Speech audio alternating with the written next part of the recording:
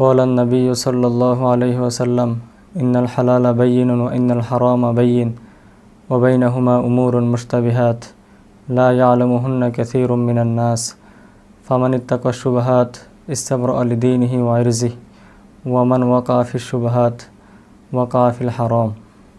রাসূল আকরাম সাল্লাল্লাহু আলাইহি ওয়াসাল্লাম ফরমান, আল্লাহ এবং তার রাসূলের পক্ষ থেকে যেগুলো হালাল সেগুলো তোমাদের কাছে স্পষ্ট, আর যেগুলো হারাম সেগুলো তোমাদের কাছে স্পষ্ট। তবে হালাল এবং হারামের মাঝে এমন কিছু বিষয় আছে যেগুলো অস্পষ্ট বা সন্দেহজনক।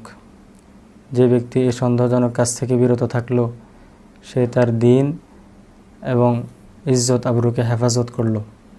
আর যে ব্যক্তি এই সমস্ত সন্দেহজনক কাজে লিপ্ত হলো সে যেন হারাম কাজে লিপ্ত হলো। রাসূল আকরাম সাল্লাল্লাহু আলাইহি ওয়াসাল্লামের হাদিস থেকে আমরা বুঝতে পারি